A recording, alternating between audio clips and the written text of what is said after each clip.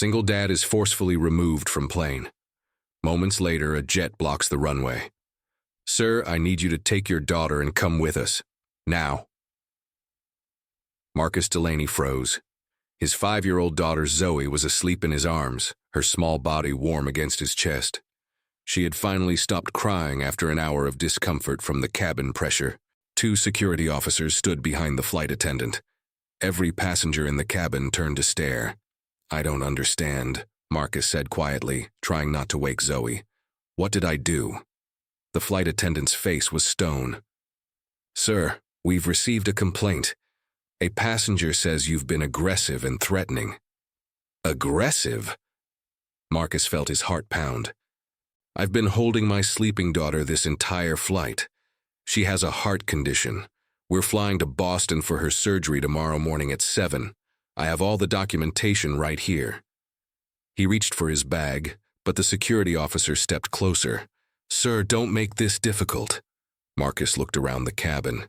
Dozens of eyes watched him, some with curiosity, others with something colder. No one spoke up.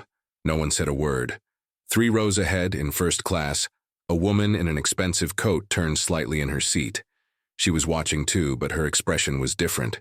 There was a small smile on her lips. Satisfied, pleased. Marcus didn't know her name. He didn't know that she had called the flight attendant 3 times before finally claiming he had threatened her. He didn't know that she was an influencer with millions of followers who built her career on a perfect image that hid an ugly truth.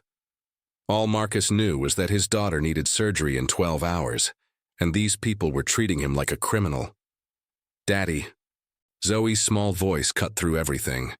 Her eyes fluttered open, confused and scared. Why are we standing up? Did I do something wrong? Marcus held her tighter. No, sweetheart. You didn't do anything wrong. The flight attendant gestured toward the front of the plane. Sir, the aircraft will be making an unscheduled landing in Newark. You'll need to deplane there. Newark. Marcus's voice cracked. That's not Boston. My daughter's surgery. That's not our concern, sir. Marcus began walking down the aisle. Zoe clutched against his chest. Her small fingers gripped his shirt. Passengers looked away as he passed. Not one person stood up. Not one person asked what was happening. In that moment, Marcus Delaney had never felt more invisible. But what he didn't know, what no one on that plane could possibly know, was that somewhere over the Atlantic Ocean, a private jet was racing toward New York. And the man inside that jet had just received a phone call that would turn this quiet humiliation into a national storm. 6 hours before the nightmare began, Marcus Delaney woke at 4 in the morning in his small apartment in Queens. The place wasn't much. 2 bedrooms, old radiators that clanked in the winter, a kitchen barely big enough for 1 person. But it was theirs. His and Zoe's. He stood in the doorway of her room watching her sleep. Her chest rose and fell with effort, each breath a small battle. The doctors called it congenital heart disease. Marcus called it the enemy he'd been fighting since the day she was born. 5 years. 5 years of hospital visits, medications, sleepless nights listening to make sure she was still breathing. 5 years of watching other children run and play while Zoe sat on the bench too tired to join them. But today was different. Today was the beginning of the end of all that. Marcus had spent 2 years saving every dollar. He sold his car. He worked double shifts as a private driver. He skipped meals so Zoe could have everything she needed. And finally, he had enough for the surgery at Boston Children's Hospital. Dr. Amelia Foster was one of the best pediatric heart surgeons in the country. She had one opening, tomorrow at 7 in the morning, before leaving on a 3-month medical leave. If Marcus missed this appointment, Zoe would have to wait, and the latest tests showed her condition was getting worse. She couldn't wait 3 more months. Marcus packed their bags with the care of a man preparing for the most important day of his life. Medical documents in a folder. Zoe's medications organized by hour. Her favorite stuffed bear, the one with the missing eye that she refused to sleep without. When Zoe woke up, he helped her into her favorite dress, yellow with sunflowers printed on the fabric. "Daddy," she said, her voice still heavy with sleep. Am I going to get better after tomorrow? Marcus knelt down to her level. He looked into her eyes, so much like her mother's, the mother who had walked out when Zoe was 6 months old, unable to handle a sick child. After tomorrow, he said, you're going to run. You're going to jump. You're going to do everything the other kids do. Zoe smiled. It was the kind of smile that made every sacrifice worth it. Promise? Marcus kissed her forehead. I promise. He picked up their bags and took her hand. The taxi to the airport was already waiting outside. Neither of them knew that in just a few hours, a stranger's lie would threaten to destroy everything Marcus had worked for, and neither of them knew that help was already on the way, flying across the Atlantic at 600 miles per hour. The call came while Marcus was in the taxi heading to JFK. Marcus, how's my favorite girl doing this morning? The voice belonged to Raymond Cross, billionaire, tech mogul, and the man Marcus had been driving for the past 4 years. But Raymond was more than just an employer. He was the closest thing to family that Marcus and Zoe had. She's excited, Mr. Cross. A little scared, but excited. Tell her Uncle Ray says she's the bravest kid in New York. And stop calling me Mr. Cross. After 4 years, I think we're past that. Marcus smiled. When he first got the job as Raymond's personal driver, he expected a cold, distant rich man who would treat him like furniture.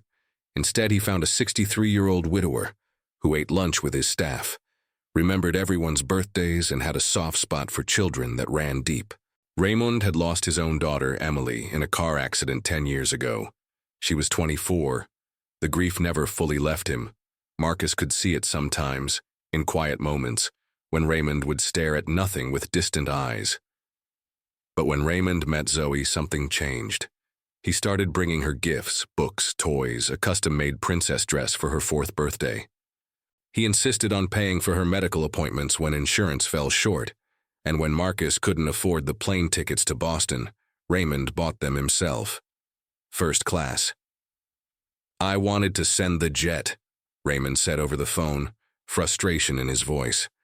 But Nathan's still in Zurich. Some mechanical issue delayed him. He won't be back until tomorrow night. Ray, you've done more than enough. The tickets alone are nothing. That little girl is the closest thing to a grandchild I'll ever have. You call me the second you land in Boston, you hear me? And send pictures. I want to see her smiling face before she goes into surgery. Marcus promised he would. He hung up and looked at Zoe, who was pressing her face against the taxi window, watching the city pass by. Uncle Ray says you're the bravest kid in New York. Zoe grinned. I know, he always says that. At that exact moment, 3,000 miles away, Nathan, Raymond's personal pilot, was receiving clearance to depart Zurich earlier than expected. The mechanical issue had been resolved. The jet would be airborne within the hour. But Marcus didn't know that yet. He didn't know that in just a few hours that jet would become the most important aircraft in America. Victoria Ashford stepped onto the plane like she owned it. Designer sunglasses, a coat that cost more than most people's monthly rent, a leather bag with a logo that screamed money. She walked past the other passengers without looking at any of them. Victoria was an influencer. 2.3 million followers on Instagram. Sponsorship deals with luxury brands.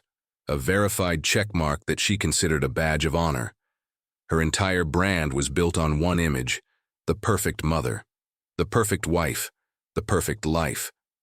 None of it was real.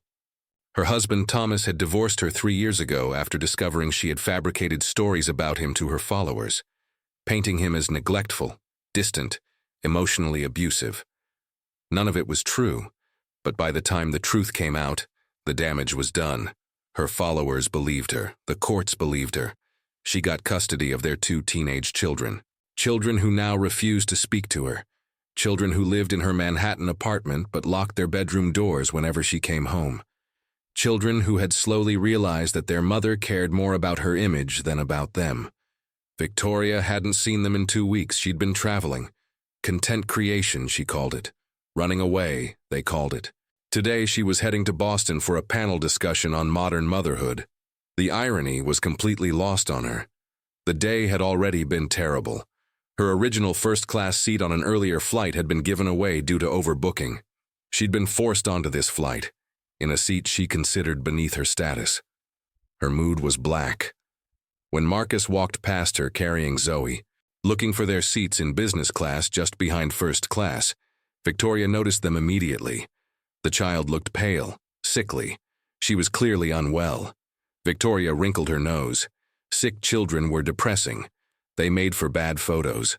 Having one so close to her seat would ruin the aesthetic of her travel content.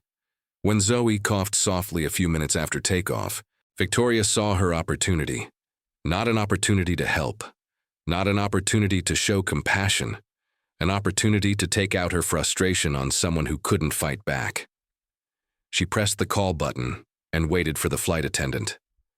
"Excuse me," Victoria said sweetly, "but I'm concerned about that child back there. She seems very ill. Are you sure she should be flying? It seems like a health risk for all of us." The flight attendant went to check Marcus's documentation. Everything was in order. The attendant reported back to Victoria, but Victoria wasn't satisfied. She would call again and again. And on the third time, she would add a single word that would change everything. Threatened. The first complaint didn't work. Victoria's claim about Zoe being a health risk was dismissed after the flight attendant checked Marcus's medical documentation. Dr. Chen's letter was clear. Zoe was authorized to fly. Victoria settled back in her seat, irritated but not defeated. She waited. 1 hour into the flight, Zoe began to whimper. The cabin pressure was bothering her ears. Her chest felt tight. She reached for her father, tears forming in her eyes. Marcus did what any parent would do. He held her close. He whispered softly. He hummed the lullaby she loved, the one about the moon and the stars. Within 3 minutes, Zoe was asleep again. But 3 minutes was enough. Victoria had been watching, recording on her phone, building her case. She pressed the call button. Susan. The flight attendant arrived with a polite smile that was starting to wear thin. "Yes, ma'am?" "That man," Victoria said, pointing toward Marcus, "has been disturbing the entire cabin. His child won't stop screaming, and when I politely asked him to keep her quiet, he became extremely aggressive toward me." Susan frowned. "Ma'am, I've been monitoring the cabin." The child cried briefly and, "He made threatening gestures. I felt unsafe." Victoria's voice dropped to a whisper. "Honestly, I'm scared to say anything more. You saw how he looked at me." The word landed like a stone in still water.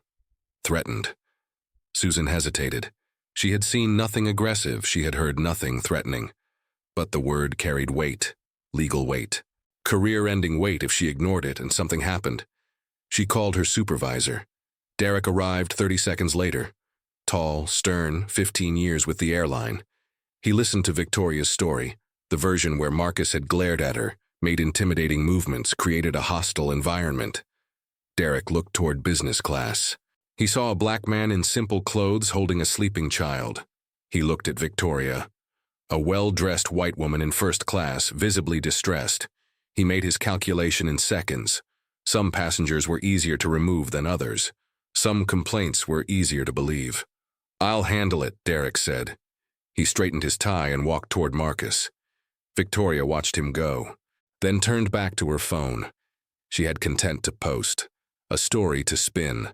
The narrative was already forming in her mind, a tale of a brave woman standing up against an aggressive stranger, keeping fellow passengers safe.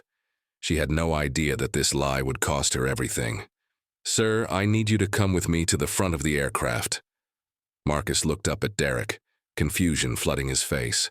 Zoe was still asleep against his chest, her breathing soft and steady. "Why? What's happening?"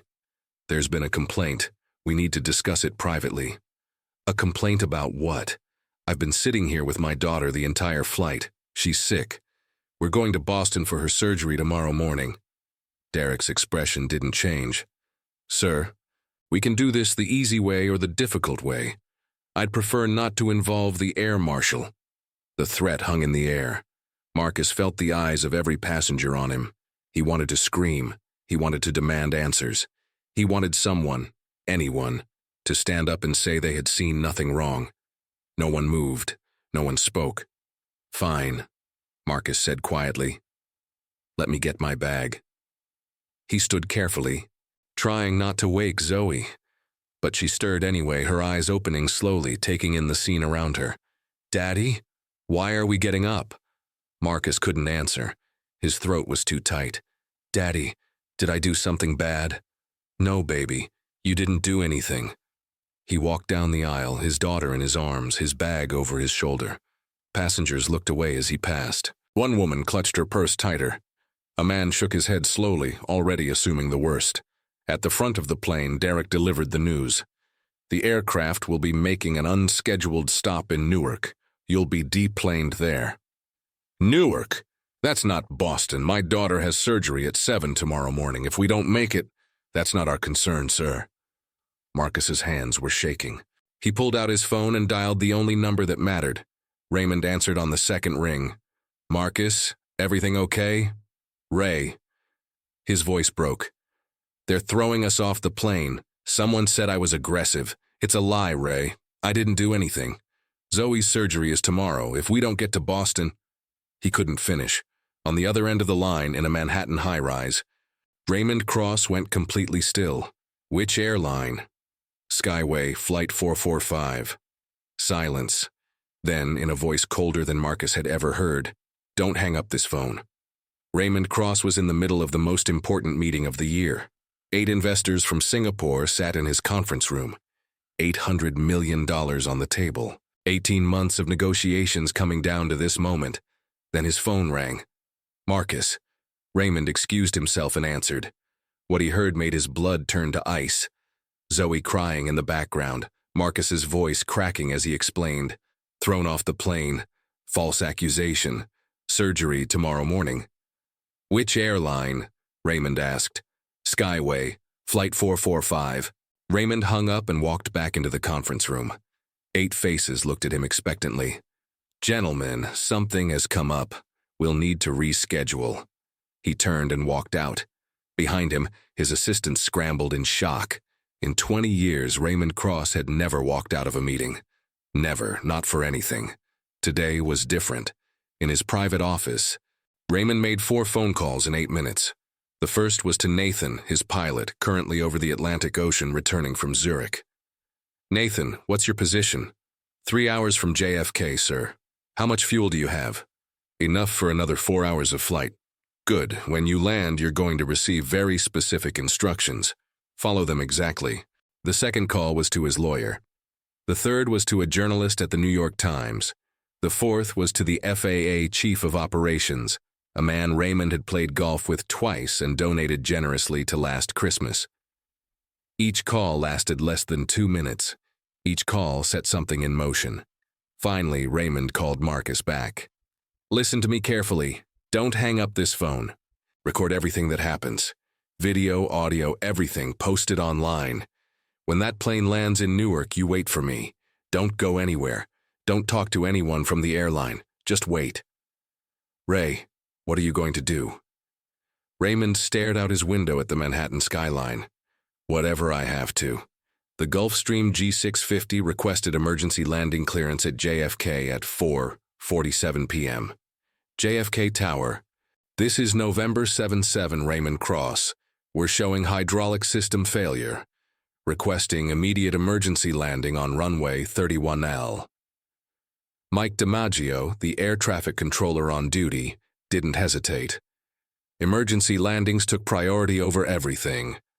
November 7-7 Romeo Charlie. You are cleared for immediate approach on runway 31L. Emergency crews are being dispatched." The sleek private jet descended through the clouds and touched down perfectly. The landing was smooth. Textbook. Then the jet stopped, right in the middle of the runway. "Tower, our systems are unresponsive. We cannot taxi. Requesting ground assistance." DiMaggio frowned. "Romeo Charlie, confirm you are unable to move." "Confirmed. Working on the problem now." Fire trucks and ambulances raced toward the aircraft. The entire runway was shut down. No planes could land. No planes could take off. The chaos spread like wildfire through the system. In Newark, Flight 445 had just landed to remove Marcus. The plane was ready to continue to Boston, but the pilot received new orders from air traffic control. Flight 445, hold position. All traffic to JFK is suspended until further notice. Expect significant delays. The passengers groaned. Another delay. Nobody knew why. In his car racing toward Newark, Raymond Cross allowed himself a small smile. The blockade wasn't designed to stop Victoria's plane from taking off. She didn't matter anymore. The blockade was designed to create chaos, to attract attention, to turn a private humiliation into a national spectacle. Within 20 minutes, news helicopters were circling JFK. Reporters were asking questions. Social media was exploding with speculation. Was it terrorism? Mechanical failure? Something else? Raymond's lawyers were already preparing statements. The emergency would later be revealed as a technical malfunction. Expensive to defend, but not criminal. The FAA would investigate. Fines would be paid, but by then the whole world would be watching, and that was exactly the point. Marcus sat on the cold floor of Newark Airport, his back against a concrete pillar. Zoe was asleep in his lap, exhausted from crying. His phone felt heavy in his hand. Raymond had told him to post everything, to show the world what happened. But Marcus hesitated. Posting meant exposing his pain to strangers. It meant showing his sick daughter to millions of people who might judge them, mock them, or simply scroll past without caring. It meant admitting that he had been powerless to protect her. Then Zoe mumbled something in her sleep. "Daddy, is the mean lady gone?" Marcus made his decision. He opened Twitter and began typing. "Today I was removed from a East Skyway Airlines flight with my 5-year-old daughter. She has heart surgery scheduled for tomorrow at 7 a.m. A first-class passenger lied and said I was aggressive. I was holding my sleeping child. No one asked for my side. No one looked at our medical documents. They treated me like a criminal. My daughter might lose her only chance at surgery. Please share." He attached the video, the one where Zoe asked if she had done something wrong. He pressed send. For 5 minutes, nothing happened. Then 10 retweets, then 100, then 1,000. Within 20 minutes, the post had 15,000 shares. Within an hour, 300,000. The hashtag #AskJusticeForZoe appeared. Then it started trending. Journalists began calling. News stations picked up the story. Someone recognized the interior of the plane. Someone else identified the woman in first class. Victoria Ashford, the perfect mother influencer. The internet exploded. Comments flooded her social media. Screenshots of her complaints spread everywhere. People dug into her past, her divorce, her custody battle. Sitting in Newark Airport, Marcus watched it all unfold on his phone screen. He didn't feel victory. He didn't feel satisfaction. He just felt tired. But somewhere in the chaos, hope flickered. Maybe, just maybe, Zoe would still make it to Boston.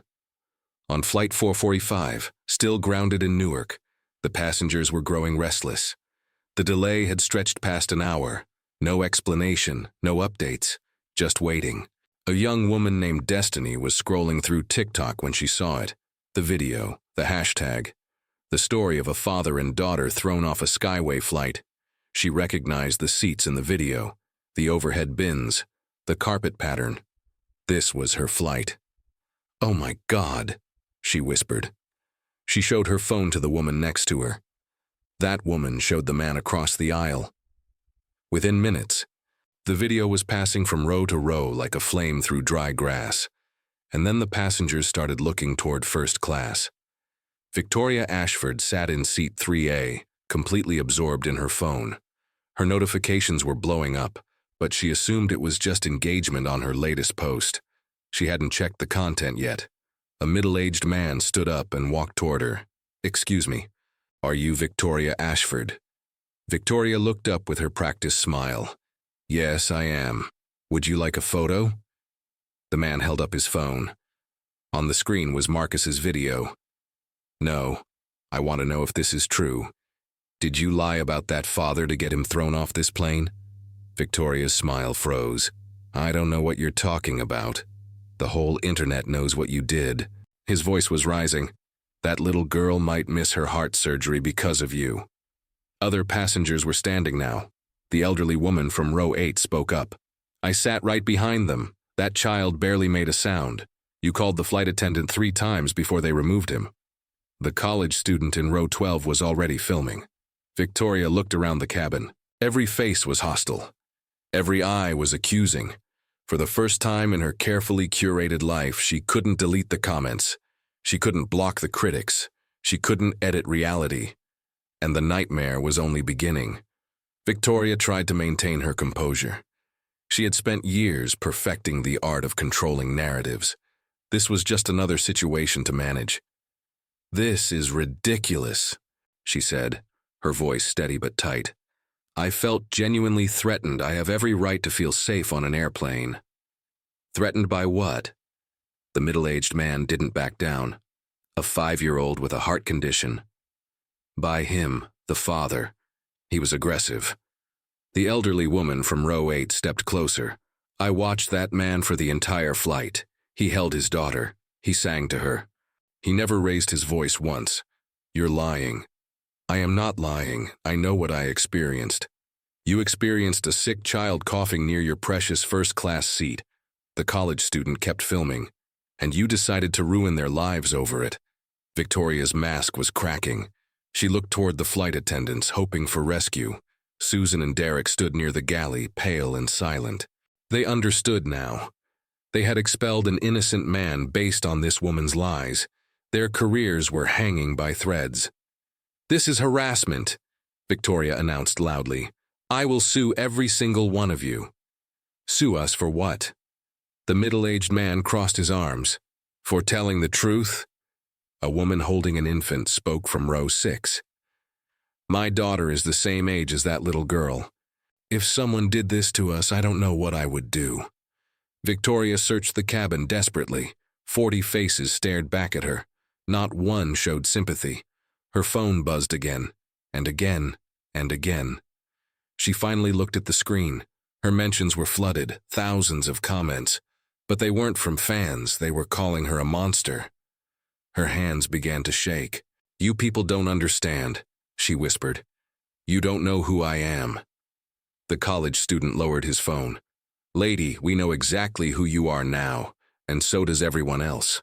Victoria Ashford, the woman who built an empire on a perfect image, had nowhere left to hide. While the passengers surrounded her, Victoria's empire was burning to the ground. The first notification came from her assistant. Baby Glow, the children's clothing brand that paid her $50,000 per post, had terminated their contract. Their public statement was already online. "We have ended our partnership with Victoria Ashford effective immediately. We do not tolerate discrimination of any kind." Victoria's stomach dropped. The second notification came 3 minutes later. Then the third, then the fourth. 7 brands cut ties with her within 3 hours. Sponsorships worth over $400,000. Gone. Her follower count was plummeting. 80,000 lost by the end of the day.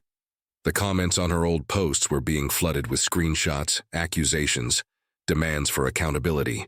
Her PR team was in full panic mode. They drafted a statement about a misunderstanding and posted it to her accounts. Nobody believed it. Then came the blow that broke her completely. Her ex-husband Thomas posted a video. He sat in his living room, calm but determined. Their 2 teenage children were not visible, but their presence was implied. 4 years ago, Victoria did to me what she did to that father today. She invented stories. She manipulated the system. She painted me as an abuser to win custody of children she barely sees. He paused, collecting himself. "My kids watched the video from that airplane. They called me crying. They want to come home for good." His voice hardened. "I'm filing for custody modification tomorrow morning." Victoria read the words on her screen as passengers watched her with cold satisfaction. Her children, her own children, had seen what she did. Tears began streaming down her face. Real tears, not the kind she manufactured for sponsored content. But nobody on that plane offered her a tissue. Nobody offered her comfort. She had made herself untouchable. Now she was completely alone. Skyway Airlines headquarters in Chicago William Prescott III watched his company collapse.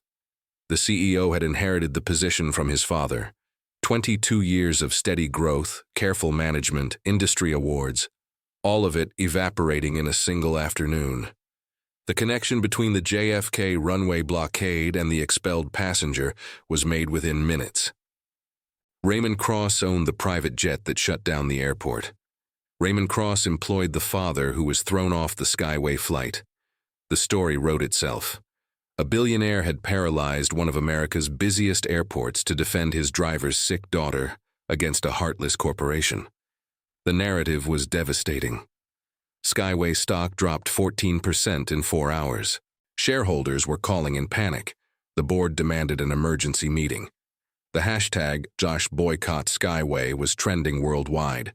A senator posted, "If Skyway treats a sick child this way, imagine what happens when no one is filming."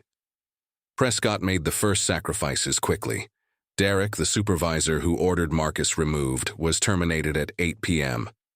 Susan, the flight attendant who failed to verify Victoria's claims, was terminated at 8:15 p.m. Both received the news by email. 15 and 8 years of service ended in a single paragraph. But it wasn't enough. The board convened at 11 that night. By 2 in the morning, William Prescott III had resigned.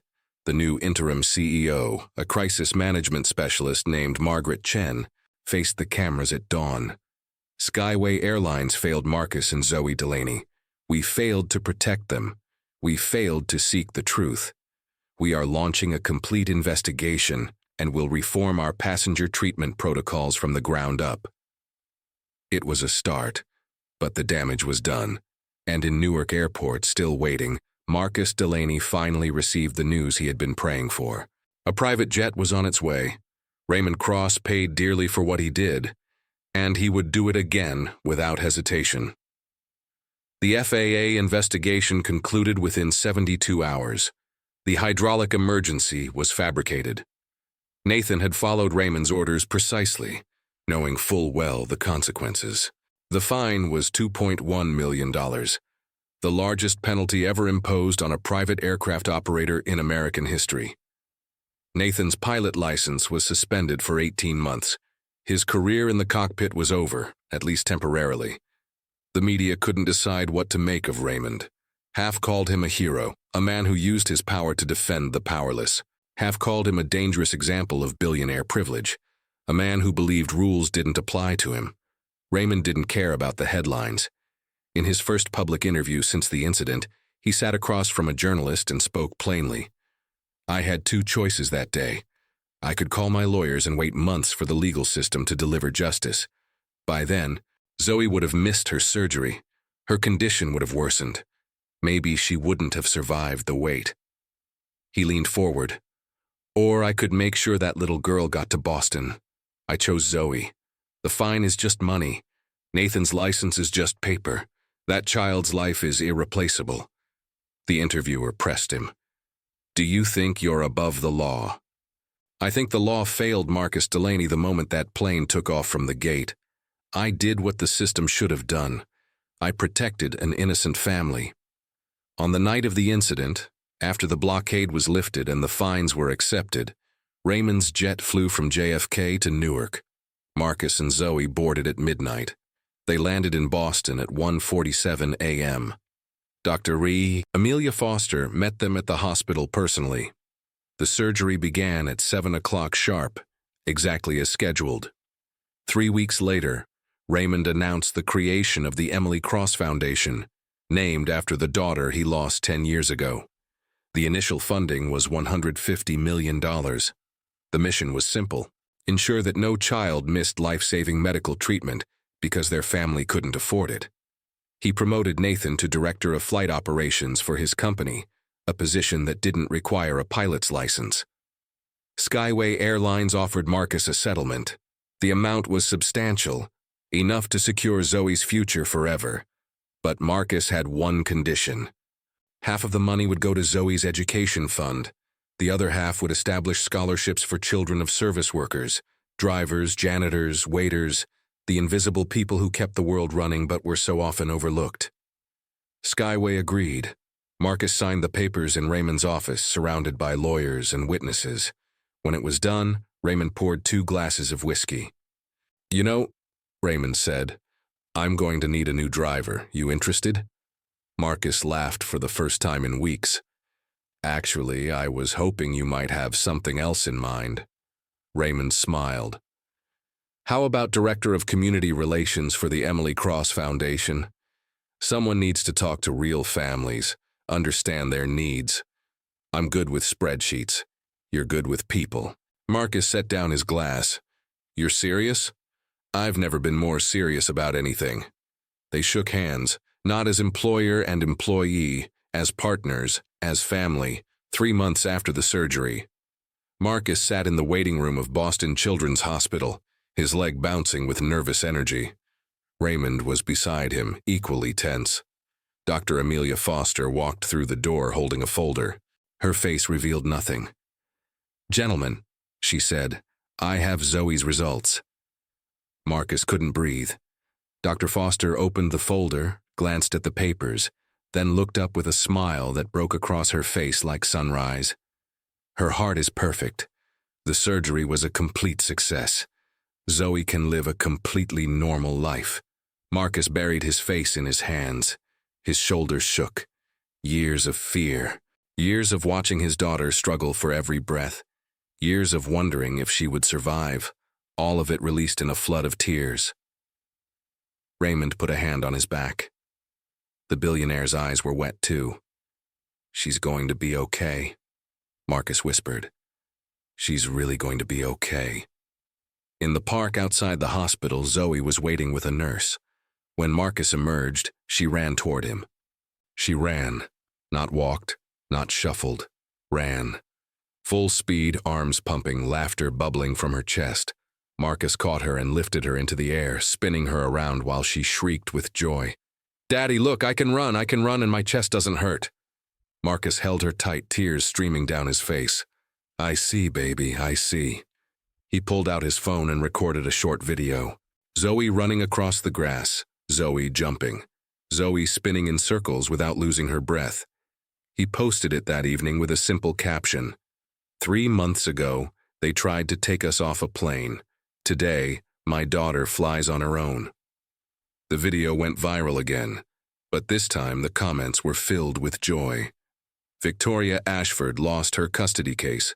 Her children lived with their father now. She deleted all her social media accounts and disappeared from public life. Skyway Airlines paid settlements to 47 other passengers who had experienced discrimination over the past 5 years. New protocols were implemented. Training was overhauled. Derek found work as a security guard. Susan went back to school to become a nurse. Both had learned something about the weight of their choices. And Marcus Delaney, the single father who just wanted to save his daughter, discovered that the worst night of his life was only the first chapter of something greater. In his new office at the Emily Cross Foundation, there was a framed photo on his desk. It showed Zoe in her yellow sunflower dress running through the Boston park, arms spread wide like wings. Beneath it, in her wobbly 5-year-old handwriting, were 3 words: "I can fly." The end.